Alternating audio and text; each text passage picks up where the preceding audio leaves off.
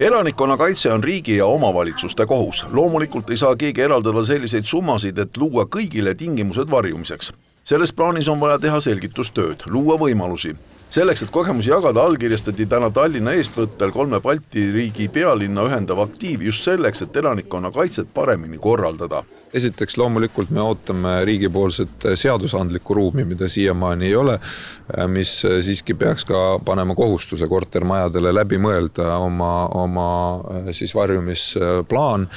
See ei pea olema ka konkreetselt selles kortermajas, võib ka mitme kortermaja peale ühiselt luua varjumiskoha. Et see on esimene pool. Teine pool on see, et me oleme näinud loomulikult, et on võimalik ka teha sellised üsna, ma ei ütle luksuslikke, aga kalleid varjumiskohti.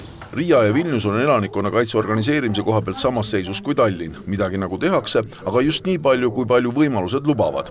Lätis on selles osas hea kommunikatsioon. Leedu panustab palju pääste ja spetsiaalse sõjaväeüksuse peale. This memorandum, I would say that it is a start for cooperation between the biggest cities in Baltics, and from now we will move forward towards better civil protection in terms of many topics, starting from sheltering network, evacuation plans, sirens, some digital solutions, all of which should help us to cooperate.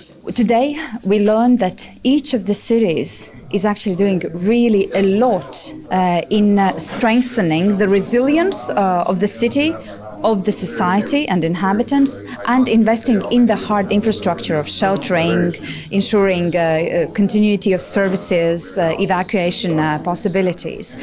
But then there are some differences, and there are things that we can learn from each other. Tallinnas endas loodetakse üsna peaga ära kinnitada volikogu tasemel võimalus, mis peaks toetama korteriühistuid varjumiskohtade rajamisel. Me oleme näidanud mitte siin kohas, aga Lasnamäel sotsiaalmaja keldris, et tegelikult 10 000 on võimalik see miinimumvajadus ära katta.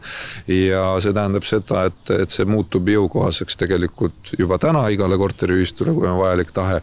Ja nüüd alates suvest hakkab linn ka toetama korteriühistute siis keldrite ümberkujundamist varjumiskohtadeks.